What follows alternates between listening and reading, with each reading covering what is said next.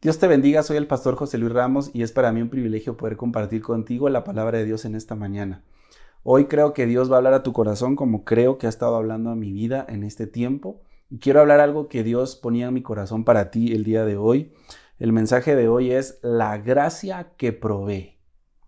Es una palabra un poco eh, rara, ¿verdad? Si lo vemos así, la gracia que provee. Realmente yo quiero compartir contigo algo que Dios hablaba a mi corazón en este día y es que Dios ya se proveyó para ti y para mí todo.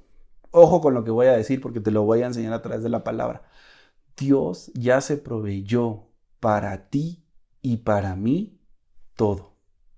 Y nos cuesta entender eso. Nos cuesta procesar eso. ¿Por qué? Porque el ser humano tiene la característica de que cree que por todo el esfuerzo que hace, él es capaz de obtener muchas cosas. Y definitivamente en este mundo natural en el que estamos, tenemos que esforzarnos por muchas cosas que queremos alcanzar. Pero cuando llegamos a Cristo, tenemos que entender que nuestra vida en Dios tiene una característica. Y la característica es que vivimos por Él, vivimos para Él. Y una de las características es que Él pagó el precio en la cruz del Calvario para darte vida eterna a ti y a mí. Y tú y yo no hicimos absolutamente nada para poder obtenerlo. Simplemente tuvimos que creer. Pero la palabra de Dios me encanta porque dice que ni siquiera tuvo que ver porque simplemente tú dijeras, voy a creer en Jesús, sino porque la palabra de Dios dice en Juan 6:44 que el Padre fue el que puso en ti el acercarse, o mejor dicho, que tú te acercaras a Cristo. Veamos qué dice la Escritura para que veas que no te estoy mintiendo. Dice, Jesús dijo estas palabras en Juan 6:44 y dice, ninguno puede venir a mí si el Padre que me envió no le trajere, y yo lo resucitaré en el día postrero. Tú y yo no nos pudimos haber acercado a Jesús, no pudimos haber creído en Él si el Padre así no lo hubiera querido. ¿Te das cuenta? Él quiso proveerte salvación. Y entonces podemos entender lo que dice Efesios capítulo 2:8, que dice, por gracia sois salvos, dice. Y dice, por medio de la fe. Y esto no de ustedes, sino es don de Dios. Entonces eso quiere decir que Dios nos otorgó el don de la gracia, nos otorgó la fe para poder creer en Jesús. Entonces, ¿qué hiciste tú y qué hice yo para reconocerlo? Nada, solo recibir ese regalo. La pregunta es, ¿será que nosotros estamos siendo conscientes de la dimensión del regalo que Dios nos ha dado? Por eso el título es la gracia que provee, porque tú no tienes que hacer nada para proveerte. Es Dios quien provee para ti. Y que cuando ya estamos en el Señor tenemos que entender que hay ciertos atributos que Él ha dejado para ti, para mí, y que quiere que tú y yo no nos olvidemos de eso, porque de repente empezamos a poner nuestros ojos en las cosas naturales, y cuando empezamos a poner nuestros ojos en las cosas naturales dejamos de percibir lo espiritual. Y recuerda que las promesas de Dios se heredan en Él y para Él y por Él.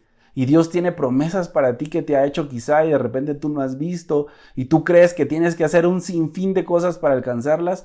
Y claro que de repente vas a tener que dar pasos porque la fe es acción, pero muchas veces tenemos que entender que Dios está tratando de direccionarnos en el camino correcto para alcanzar lo que Él dijo de ti y lo que Él está diciendo de mí. Y yo quiero poner este contexto porque la gracia ya proveyó todo. Jesús en la cruz del Calvario, porque el Padre así lo quiso, nos dio salvación y dice la Escritura que nosotros tenemos salvación y que la salvación la tenemos porque el Padre así quiso que la tuviéramos.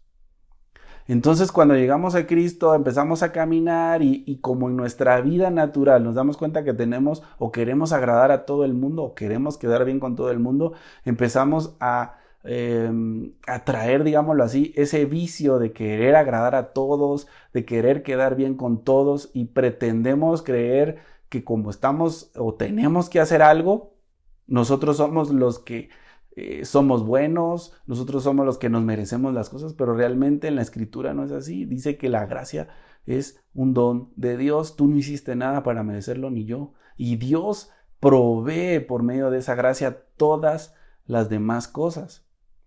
¿Qué pasa cuando nosotros hemos llegado a Cristo y de repente fallamos? Hablamos mal o de repente nos hemos apartado de buscar a Dios, de orar, de ir a la iglesia.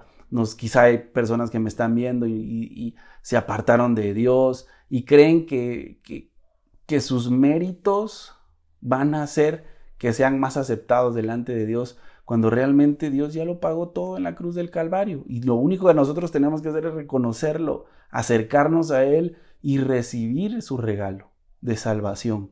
Ahora bien, muchas veces cuando fallamos y pecamos, nosotros empezamos a utilizar una palabra bastante famosa, ¿verdad? Y es: Señor, yo te prometo que ya no lo voy a volver a hacer. Señor, yo te prometo que yo voy a esforzarme. Y cuando te das cuenta de que realmente han pasado quizá 1 año, 2 años, 3 años, 10 años, 15 años, 20 años, y tú sigues haciendo el mismo pecado, no sé cuál sea, y sigues repitiendo las mismas palabras: Señor, yo te prometo que no lo voy a hacer. ¿Sabes qué está pasando? Tú estás tratando de querer hacer aquello que tú no puedes hacer, porque realmente tú no puedes hacer nada para ser más santo y más salvo, más que recibir la gracia inmerecida, porque no la merecíamos, pero somos acreedores de ella por la sangre de Jesús. Entonces, cuando yo la recibo, cuando yo la hago mía y la disfruto, me voy a dar cuenta que no tengo que estarme enfocando en seguir pecando, sino en disfrutar lo que Dios ya dejó para mí y lo que Dios ya predestinó para mí. Pero en ese camino en el que estamos, ¿verdad?, del mundo, de los afanes, de las preocupaciones, a veces quitamos la mirada del favor, quitamos la mirada de la gracia y se nos olvida y empezamos a pretender creer que todo lo hacemos nosotros. Bueno, eso es para alguien que se ha alejado de los caminos de Dios y siempre cree que él tiene que hacer algo para estar cada vez mejor. Pero ¿qué pasa cuando yo soy un hombre, una mujer de Dios que busca a Dios constantemente? ¿Y qué pasa cuando nosotros nos empezamos a acercar cada vez más al Señor y empezamos a decir: voy a ayunar, y de repente ese ayuno se convierte que en todas las semanas ayunas y oras? A veces puede pasar algo muy interesante en nosotros que deberíamos nosotros de meditar, y es, la primera es que de repente te empiezas a sentir más santo que todos los demás, y definitivamente el ayuno lo que va a hacer es incrementar tu fe, te va a hacer sentir cada vez más cerca de Dios porque estás intimando, por supuesto. Pero empezamos a cometer un error a veces cuando llegamos a ese punto, porque nos creemos mejor que cualquier persona o nos creemos más poderosos que los demás. Yo te voy a decir algo: todas las cosas que hagamos no nos van a hacer más santos. Jesús pagó el precio en la cruz. Por eso dice la Biblia que no somos salvos por obra, sino por gracia. Ahora, no estoy diciendo que ayunar, que orar y que buscar sea malo, sino que estoy diciendo que a veces nos adentramos tanto a ese punto que nos creemos merecedores de todas las cosas, cuando realmente las hemos ya recibido por la gracia de Jesús, no por lo que yo haga, sino porque Él ya pagó el precio en la cruz del Calvario. Entonces, el problema es cuando yo me empiezo a creer superhombre. Yo creo que como yo busco a Dios, yo soy todopoderoso porque yo hago las sanidades, porque yo veo que Dios me usa para hacer sanidades, entonces yo me tomo ese atributo de que yo soy el que sano a las personas, o de repente porque veo que los demonios huyen, entonces yo digo: es que yo echo fuera los demonios, cuando te das cuenta que ni eres tú, no eres tú, es Dios operando a través de ti, es su gracia, es su favor operando a través de ti, porque está cumpliendo su propósito en ti. Pero cuando se nos olvida eso, nos volvemos arrogantes, prepotentes, y nos empezamos a dar cuenta que empezamos nosotros a creer que somos todopoderosos, cuando realmente es Dios el que ha otorgado ese favor y esa gracia para poder hacer todas esas cosas. Y yo no soy mejor que alguien que se acaba de arrepentir ayer, sino al contrario, Dios me envió para eso, para poder predicar a aquel que no conoce de su palabra, para aquel que está enfermo, para aquel que necesita sanidad en todas las áreas de su vida. Pero cuando yo empiezo a creer que soy yo el superpoderoso, que soy yo el único que puede hacer las cosas o que yo soy un superhombre, se nos empieza a olvidar que, al igual que cualquier persona que necesita a Cristo, éramos eso. No teníamos esperanza en un inicio y entonces nos empezamos a sentir arrogantes y prepotentes. Ahora, el problema acá es que Dios quiere que entendamos que Él ha provisto para todo en nosotros y que nosotros tenemos que tener un corazón que agrade a su vida, ¿verdad? Entonces, ¿y cómo lo podemos hacer, pastor? Me podrían decir, pues siendo conscientes de lo que Dios ya hizo en la cruz del Calvario. Tú y yo no hicimos nada. Yo te leí Juan 6:44 que dice que el Padre es el que decidió desde un inicio eso. Se los voy a volver a leer. Dice, entonces, ninguno puede venir a mí si el Padre que me envió no lo trajere.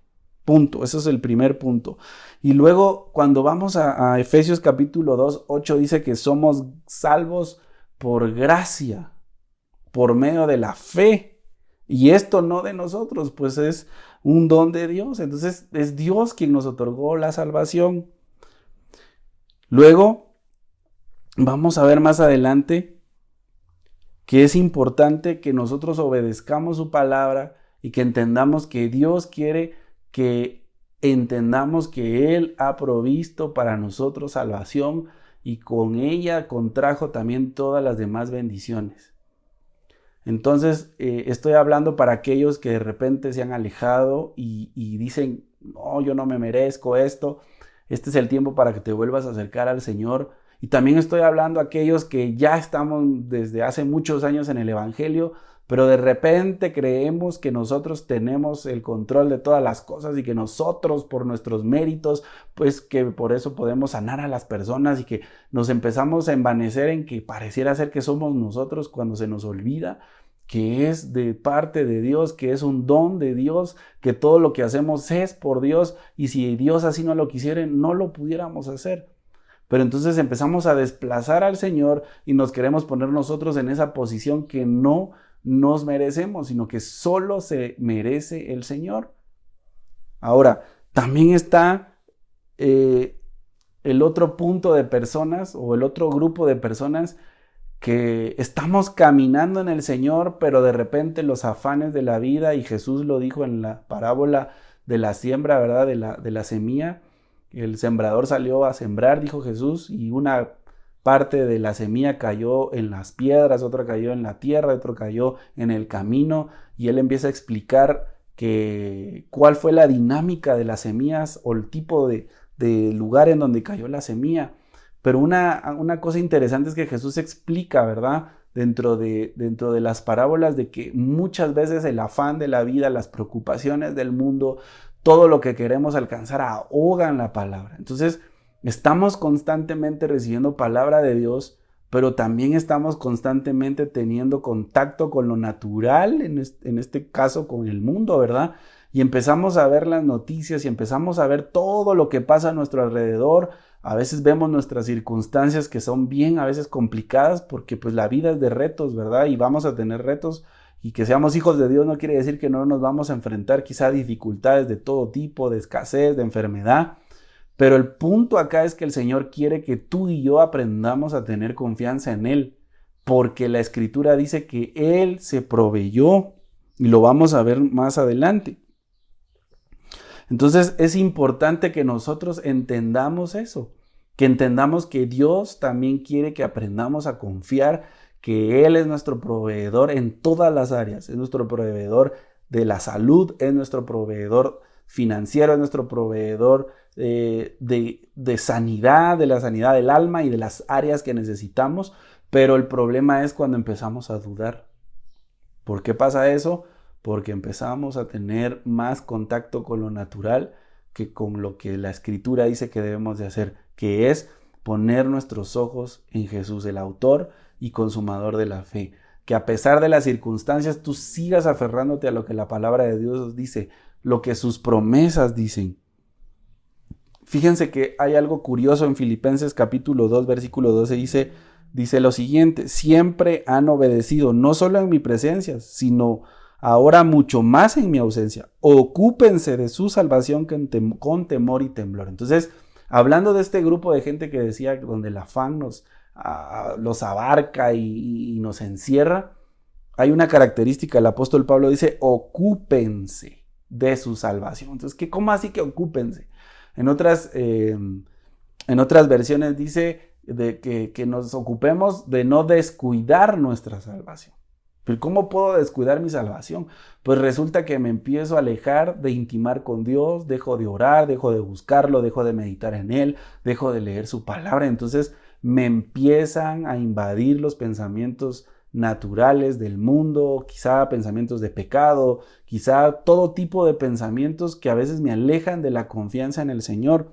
Y Él quiere que simplemente pongamos nuestros ojos en Él porque Él ya pagó el precio por cada una de las cosas que Él prometió para ti y para mí. Y la primera de ellas tiene que ver con la salvación de tu alma y luego con todo lo demás. Con todo lo demás. Me gusta mucho ver que desde el libro de Génesis vemos que Él ya había tipificado esa provisión a través de sí mismo. Y ustedes me podrían decir, ¿cómo así? ¿De qué estás hablando, pastor? Pues lo vamos a ver en Génesis 22. Se los voy a parafrasear y contar. Es una historia que quizá ya la han leído muchas veces, pero una de ellas tiene que ver con Abraham. Y la palabra de Dios dice que Dios le pidió a Abraham a Isaac, ¿verdad? Su único hijo, su primogénito. Y una de las características es que Dios le había dicho que sacrificara a su hijo, y ustedes ya saben la historia. Abraham usa una palabra de fe y dice, iremos al monte, adoraremos y regresaremos. Y luego la palabra de Dios también dice que él se iba a proveer de cordero.